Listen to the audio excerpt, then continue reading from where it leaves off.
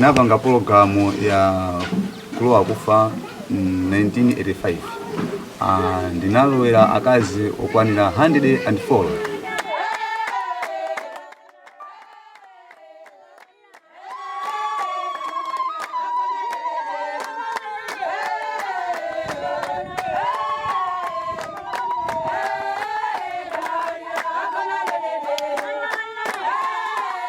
Aisamawo payai kutera ku amakhala omasuka kwambiri kuti no ndikamapanga zimene zija imakhala ngati ndithu banja imene ndithu kuti no kungoti ndapanga zimenezo siku ndapanga zimenezo kucha kwa lero ndikuti madzi abwino otentha abwino kundikira kubafa kenaka ndithu kumandibviragwira kuti usiku uja nditacheza bwino kwambiri. Hvis du også har glædet dig til at se den nye iPhone lige så meget som vi har hernede i Fields, så er du velkommen til at komme ned. Eric Aniva has been in the spotlight for all the wrong reasons. For a while, he's been the go-to guy in the village of Nsanje when it comes to a controversial traditional rite, the sexual cleansing of girls and women. Known as a hyena, Aniva is brought in to sleep with young girls pushed by their parents. The custom is meant to prepare pubescent girls for marriage. That's despite the risk of exposing them to HIV. In his defense, Aniva says he provides the service, but still champions a cause to end the ritual. When parents of these girls come to me because they promise to pay me, I do perform the ritual secretly so that no one knows about my actions. In fact, I don't want people to say, why is this man doing this when he is the champion in ending these rituals? My rights were infringed upon.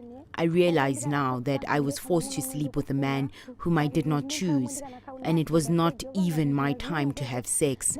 So I still feel bad about it because I never wanted it, and this was an old man. Earlier this week, Aniva was arrested after President Peter Mutharika ordered police to investigate him and his accomplices. This is after a revelation that he indeed was HIV positive and was performing the rites without any protection. The president even wants more punitive laws enacted to end such practices.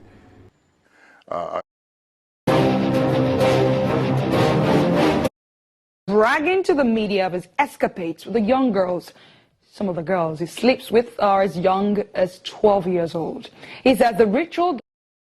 But in Malawi, Eric Aniva, a Malawian HIV-positive man who confessed to BBC journalists of defiling more than 100 adolescent girls as part of an initiation rite into womanhood and sleeping with... Hyenas are often viewed with suspicion or even fear. But in northern Nigeria, some men keep them as pets. For Abdullahi Jahu, it's how he makes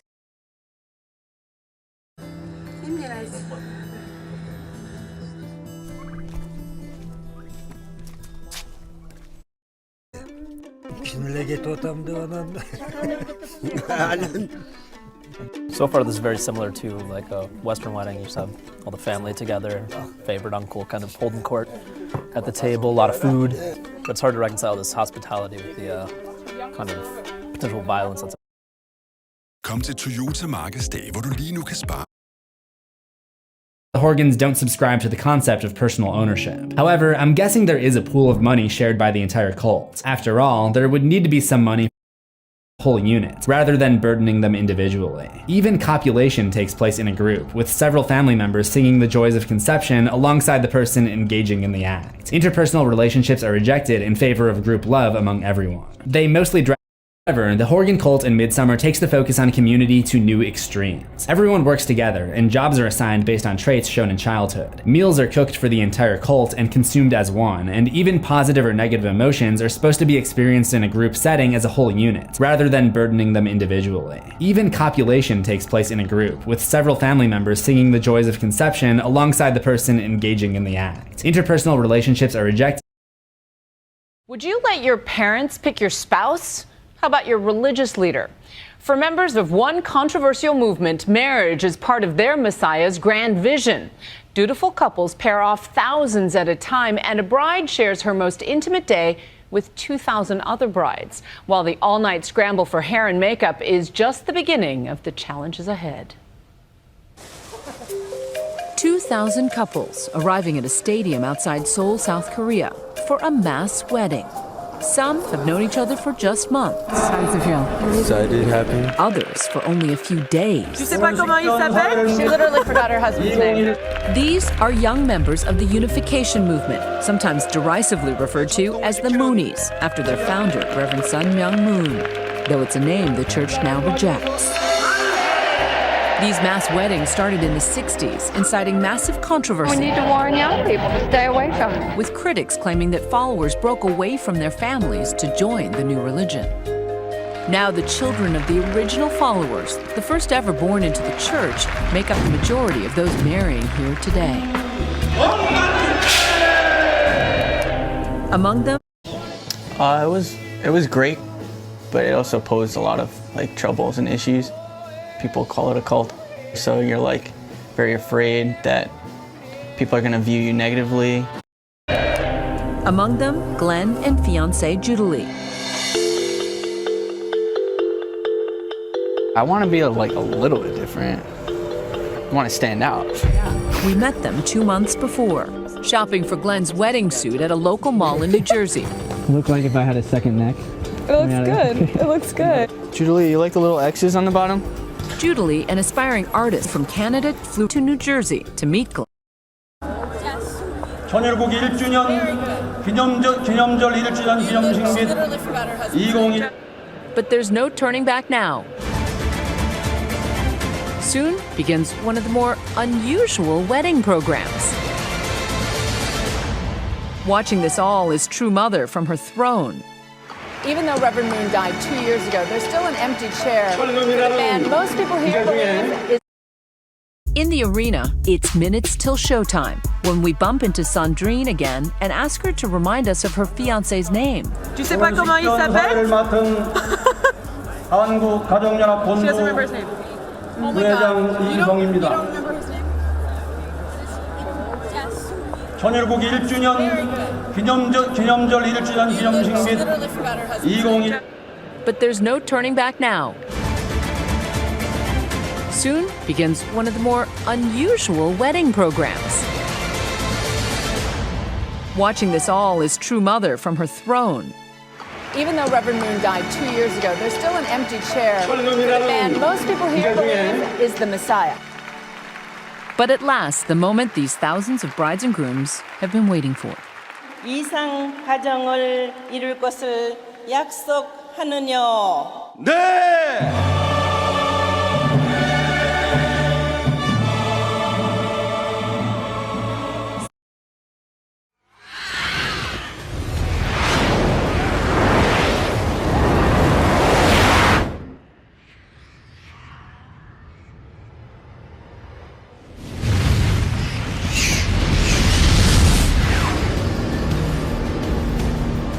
The virus into the labs to kill the research staff, which ended up opening Pandora's box.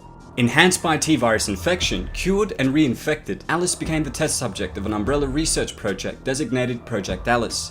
I already have a few videos covering the development of the first film, along with a few on the different T-virus strains featured in the films and the games, which I'll leave links to below, and I highly recommend that you guys check them out.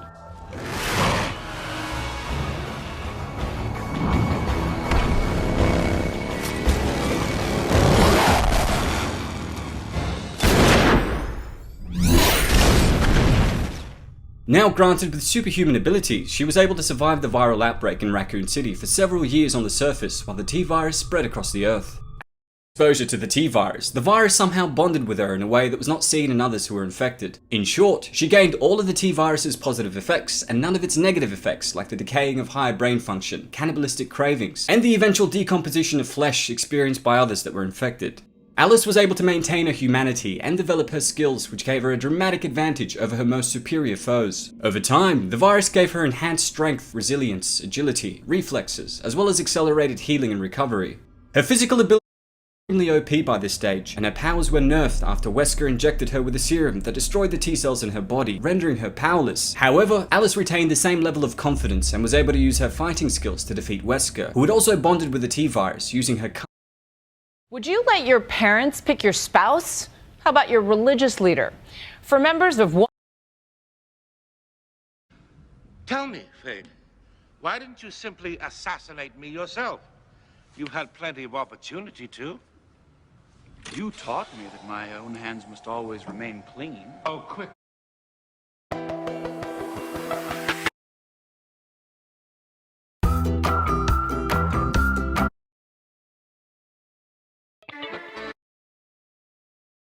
Lige nu får du penge.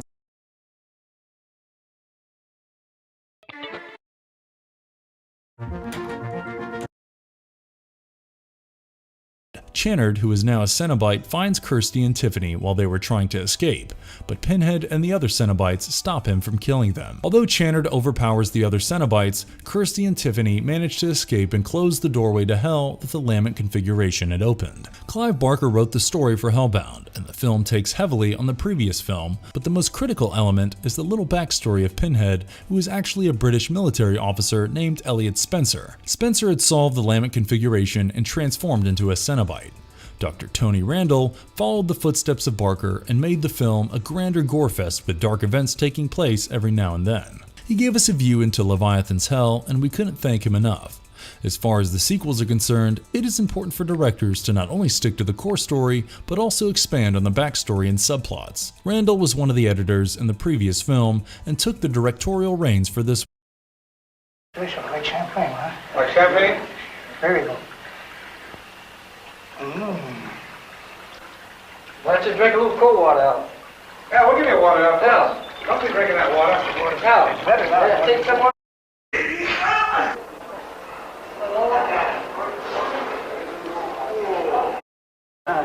Okay, let's go.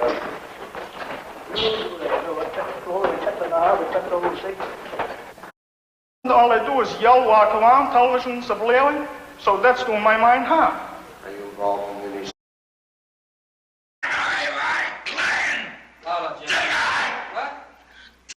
Destroyed.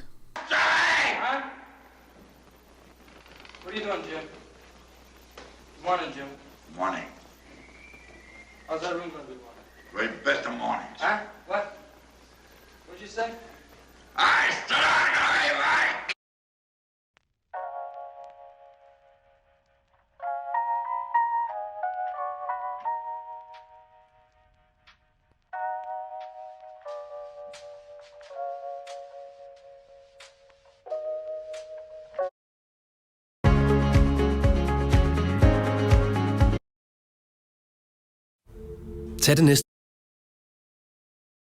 Dirty past of the asylum. Which brings me to my next subject of discussion, the transorbital lobotomy. Now, it is said that its doctors never once sterilized a patient or performed a lobotomy at the South Carolina Lunatic Asylum. The lobotomy is, of course, the popular brain operation of the 40s and 50s that is now considered one of the cruelest procedures in the annals of medicine. However, this was proven to be a lie, not only because of all of the lobotomy chairs I personally witnessed, but nurses have given accounts of patients who had received lobotomies. Linda McLam, a nurse who worked at the Bull Street Asylum in the early 1960s, accounted that she witnessed the aftermath of a transorbital lobotomy on one poor patient. The woman, a schizophrenic, found a frog in the courtyard one day during recreation and hid it inside of her body cavity, where it later died. When staff discovered what she had done, McLam said the irreversible brain operation was ordered. McLam quotes, "I'll never forget it. When I came back to the hospital on Monday, she had 2 black eyes. She had had a lobotomy. That's the reason she had 2 black eyes. They let her on A ward after that because she was like a zombie. The procedure made it easier for them to control her. I never did hear much about her after that." Now, I'm not going to go too deep into this guy's past, mostly because I don't like reading about it, but this guy was about as horrible of a human being as you could possibly be. And yes, he was kept here in these walls before his execution. There's not much information on his time here in the building. However, there is one account of a nurse, Nurse Brico, who says she's seen everything from suicide attempts to attacks on nurses to people chasing imaginary chickens down hallways, and the intake of death row inmates. Rico accounts that one day she saw Donald Pee Wee Gaskins escorted by 4 policemen into an elevator bound for the 5th floor, which housed inmates in maximum security cells. Gaskins was one of the last to die by the electric chair in the state. Assistance and patient security technology. It was a massive project aimed at bettering the lives of the mentally ill. It truly was a city within a city, taking over 200 acres. It became a Columbia landmark, with its famous 12-sided dome becoming a classic piece of the Columbia skyline. However, I'm not here to shed light on what's already known. Its mystique has drawn visitors from near and far, and sparked a rivalry between explorers and law enforcement. We are the former, here to explore not only its present state, but its lesser-known past. Maybe the history the Department of Mental Health would rather you forget.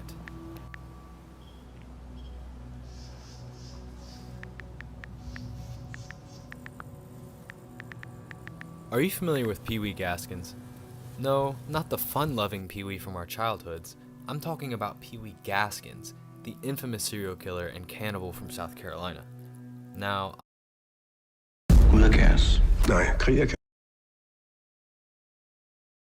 Actor Brian Cox, presenter Fern Britton, and best-selling author Barbara Taylor Bradford will explore how their families would.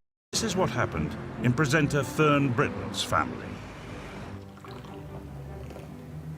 Now, I have got a copy of the death certificate of my great-great-great-grandfather.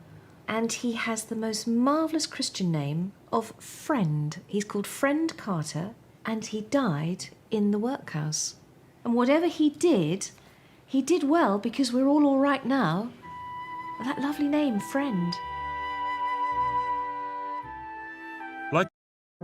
There were over 7,000 illegitimate births a year in workhouses all over the country, as the institution was increasingly being used by the poor for free health care.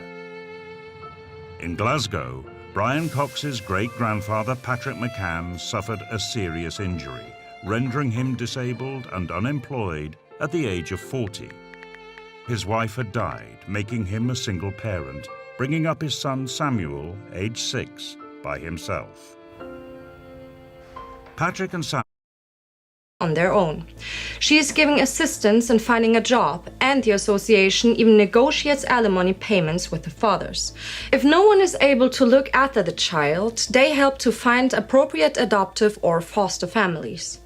On August 15th, 1936, the first Lebensborn nursery opens its doors in Steinhörig in Bavaria.